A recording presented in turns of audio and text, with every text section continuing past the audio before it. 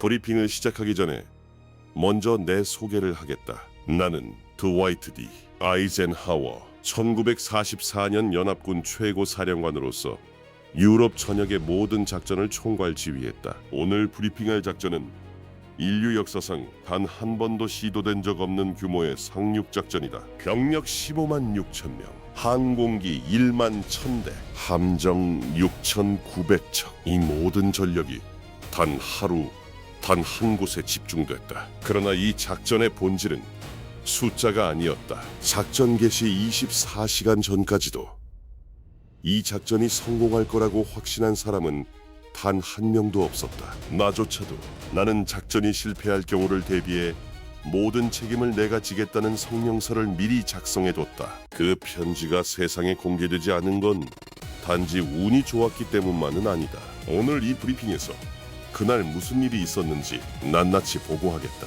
본격적인 작전 설명에 앞서 먼저 우리가 마주한 적의 방어 체계를 설명하겠다. 1942년 히틀러는 연합군의 상륙을 저지하기 위해 대서양 방벽이라는 거대한 방어선 구축을 명령한다. 노르웨이 북단에서 프랑스 남부 해안까지 총 연장 2685km, 해안선 전체를 요새화한 거다. 콘크리트 벙커 수천 개, 해안 포대, 대전차 장애물, 수백만 개의 지뢰, 해안에 접근하는 것 자체가 자살 행위에 가까운 환경이 만들어졌다. 노르망디 해안을 직접 봤다면 이해할 거다. 해안선을 따라 끝없이 늘어선 철제 장애물, 그 뒤로 콘크리트 벙커에서 튀어나온 포구가 바다를 겨누고 있었다. 모래사장 위에는 지뢰가 촘촘히 묻혀 있었고 해안 뒤 절벽 위에는 기관총 진지가 사각지대 없이 배치돼 있었다. 발을 디딜 수 있는 모든 공간이 사살지대였다. 그리고 이 방어선의 핵심 지휘관으로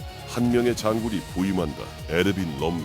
북아프리카 전선에서 사막의 여우라 불리며 연합군을 괴롭혔던 바로 그 인물이다. 롬멜은 부임 직후 대서양 방벽의 허술함을 간파하고 방어 체계를 대폭 강화한다.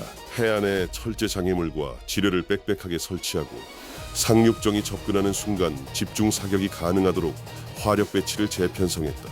롬멜의 방어 철학은 명확했다.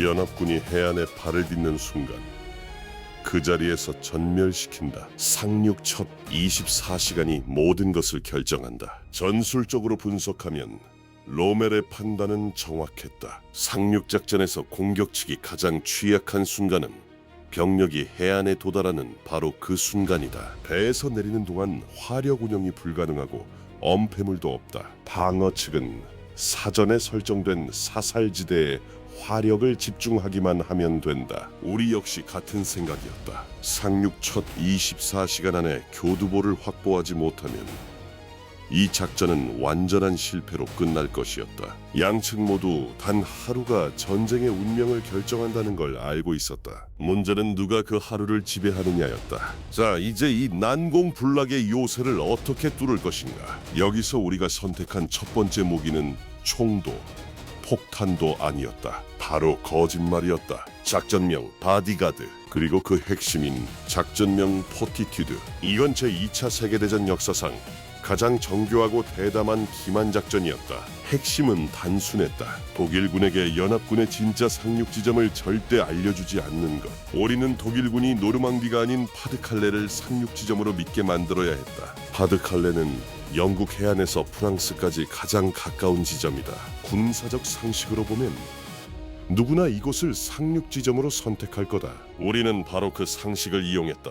먼저 실제로는 존재하지 않는 가짜 군단을 만들었다. 미 제1군 집단 이 유령 부대의 사령관으로 독일군이 가장 두려워하는 장군을 임명한다. 조지 S. 패튼이다. 영국 남동부의 텅 빈 들판, 그곳에 수백 개의 고무전차가 줄지어 세워졌다.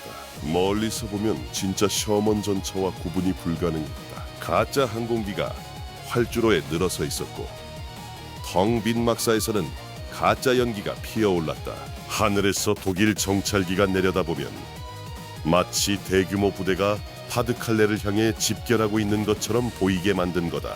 여기서 끝이 아니다. 이중 스파이를 활용해 독일 정보부에 가짜 정보를 지속적으로 흘렸다. 가짜 무선 통신을 대량으로 송출해서 독일군 감청망에 잡히게 했다. 심지어 패튼이 직접 영국 남동부 기지를 시찰하는 모습을 의도적으로 노출시켰다. 독일 정보부는 이 모든 걸 진짜라고 믿었다. 전술적으로 정리하면 이렇다. 기만 작전의 핵심은 적에게 거짓 정보를 주는 게 아니다. 적이 스스로 믿고 싶어하는 결론을 확인시켜주는 거다. 독일군은 이미 파드칼레가 상륙 지점일 거라고 예상하고 있었다. 우리는 그 예상을 확신으로 바꿔준 것뿐이다. 그 결과 히틀러와 독일 최고 사령부는 연합군의 주 공격이 파드칼레로 올 거라고 확신하게 된다. 심지어 노르망디 상륙이 시작된 이후에도 히틀러는 이게 양동작전이라고 판단하고 파드칼레의 예비 병력을 노르망디로 보내지 않았다. 이 판단 착오가 결정적이었다. 우리에게 교두보를 확보할 시간을 벌어준 건 화력이 아니라 적의 머릿속에 심어놓은 거짓 정보였다. 1944년 6월 6일 새벽 0시 15분 상륙작전 개시 수 시간 전 어둠 속에서 먼저 투입된 부대가 있었다. 공수부대다. 미 제82 공수사단, 제101 공수사단, 그리고 영국 제6 공수사단, 총 24,000명의 공수부대원들이 노르망디 해안 후방으로 낙하했다. 이들의 임무를 전술적으로 설명하겠다. 상륙작전에서 가장 위험한 시나리오는 적의 예비 병력이 해안으로 신속하게 증원되는 거다. 공수부대의 역할은 바로 그 증원 경로를 차단하는 것이었다. 핵심 교량을 장악하고 도로를 봉쇄해서 독일군 기갑부대가 해안에 도달하지 못하게 막는 거다. 그러나 현실은 계획과 달랐다. 칠흑 같은 어둠 속 수송기 편대가 노르망디 상공에 진입하는 순간 독일군의 대공포화가 쏟아졌다. 조종사들은 본능적으로 회피 기동에 들어갔고 편대는 순식간에 흩어졌다. 공수부대원들은 목표 지점에서 수 킬로미터나 떨어진 곳에 분산 낙하하게 된다. 나무 위에 걸린 병사, 늪지대에 빠져 장비 무게에 눌려 허우적거리는 병사, 착지하자마자 독일군과 마주친 병사, 어둠 속에서 아군의 위치도 모른 채 흩어진 24,000명의 병사들. 상황은 완전한 혼돈이었다. 하지만 이 혼란이 오히려 예상치 못한 전술적 효과를 만들어냈다. 노르망디 후방 곳곳에서 동시다발적으로 총성이 울리고 교전이 발생하자 독일군은 연합군의 규모와 목표를 전혀 파악할 수 없게 된 거다. 독일군 입장에서는 어디가 주 공격이고 어디가 양동인지 구분이 불가능했다. 수십 곳에서 동시에 보고가 올라오니 지휘부는 어디에 병력을 집중해야 할지 판단할 수 없었다. 이 혼란은 독일군의 초기 대응을 치명적으로 지연시켰다. 계획대로 되지 않았지만 결과적으로 공수부대는 자신들의 임무를 완수했다. 해안 상륙부대가 도착할 때까지 독일군의 시선과 병력을 분산시키는 데 성공한 거다. 전술에서는 이런 걸 마찰이라고 한다. 계획은 반드시 틀어진다. 중요한 건 틀어진 상황에서 어떻게 대응하느냐다. 1944년 6월 6일 오전 6시 30분 드디어 상륙이 시작된다. 연합군의 상륙 해안은 총 5곳으로 나뉘어 있었다. 유타, 오마하, 골드, 주노, 소드. 전술적으로 5곳을 동시에 공격한 이유는 명확하다. 독일군의 방어 병력을 분산시키고 어느 한 곳이 실패하더라도 나머지 해안에서 작전을 지속할 수 있게 만든 거다. 이 중 4곳의 상륙은 비교적 계획대로 진행됐다. 하지만 단 한 곳, 지옥이 펼쳐진 해안이 있었다. 오마하 비치다. 오마하 비치의 지형을 설명하겠다. 해안은 완만한 반달 형태의 모래사장이었고 그 뒤로 높이 30m가 넘는 절벽이 병풍처럼 솟아 있었다. 독일군은 이 절벽 위에 콘크리트 벙커와 기관총 진지를 촘촘하게 배치해뒀다. 위에서 아래를 내려다보며 사격하는 구조. 해안 전체가 하나의 거대한 사살지대였다. 상륙하는 병사들에게 숨을 곳은 없었다.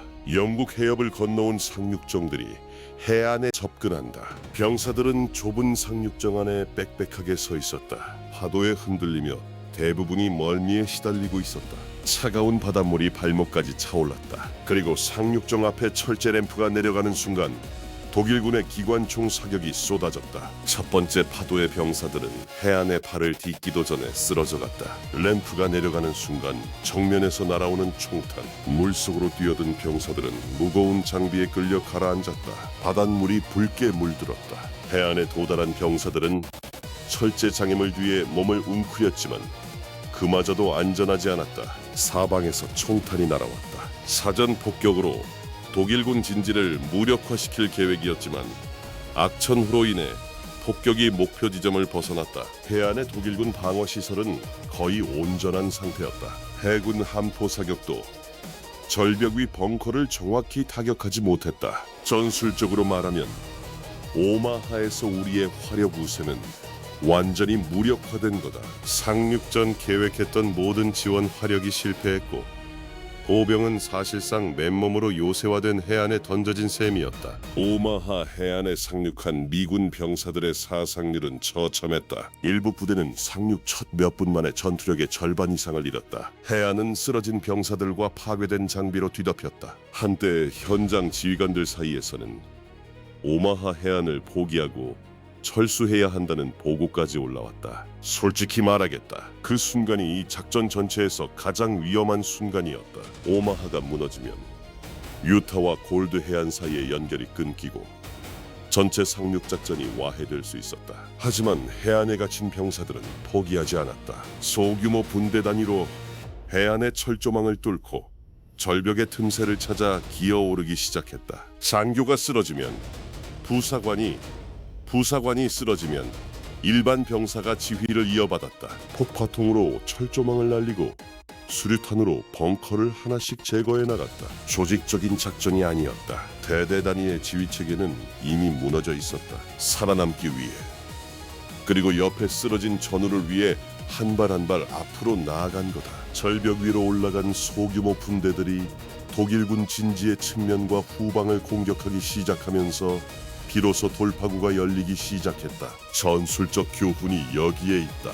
아무리 완벽한 방어선도 공격자가 단 한 곳이라도 뚫으면 전체가 흔들린다. 오마하에서 그 한 곳을 뚫어낸 건 사령부의 명령이 아니라 현장 병사들의 자발적인 판단과 의지였다. 6월 6일 정오를 넘기면서 전황이 바뀌기 시작한다. 오마하 비치에서 살아남은 병사들이 마침내 절벽 위 독일군 진지를 제압하기 시작했고 다른 4개 해안에서도 연합군이 내륙으로 진격하고 있었다. 해군 구축함들이 해안 가까이 접근해서 직접 사격 지원에 나섰고 후속 상륙 부대와 전차가 해안에 도착하면서 화력이 급격히 강화됐다. 그리고 이 시점에서 기만작전의 효과가 극대화된다. 히틀러는 여전히 노르망디 상륙이 양동이라고 믿고 있었다.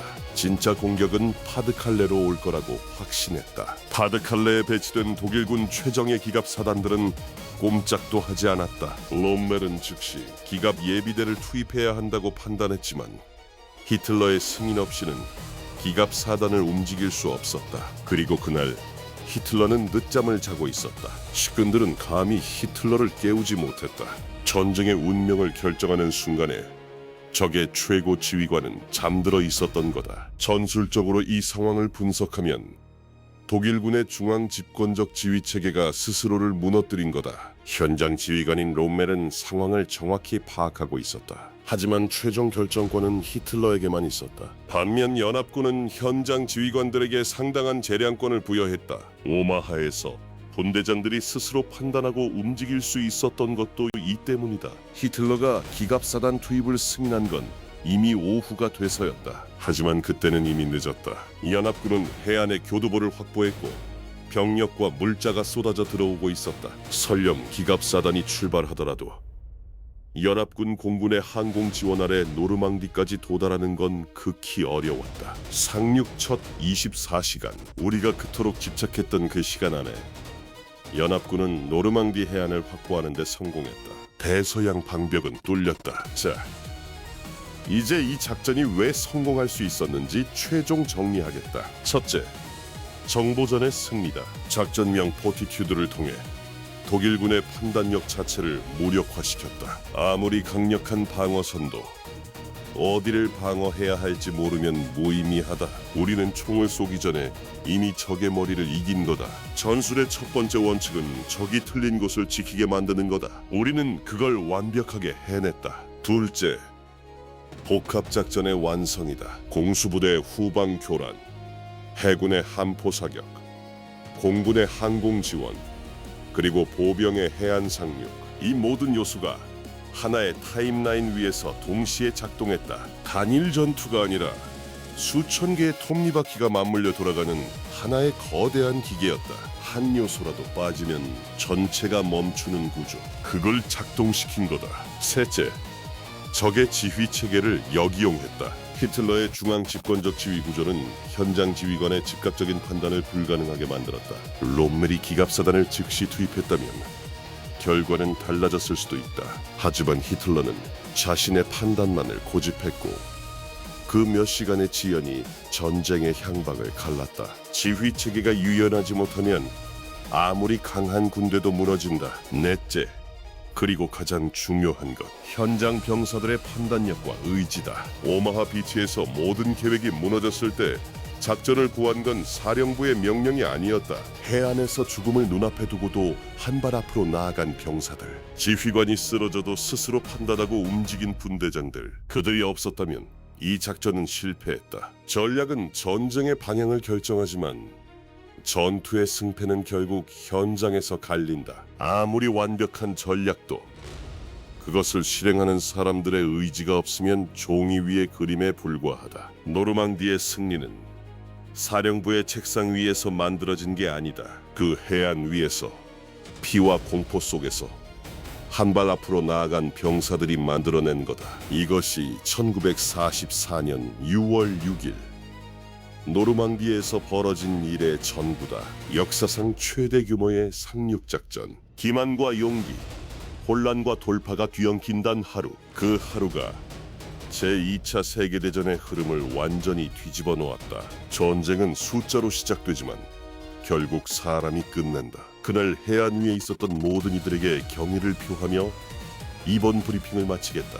다음 브리핑은 1300년 전 전설적인 장군이 맡는다. 30만 대군을 단 한 번의 전투로 수장시킨 전설적인 장군 을지문덕이다. 이상 전술 브리핑을 마친다.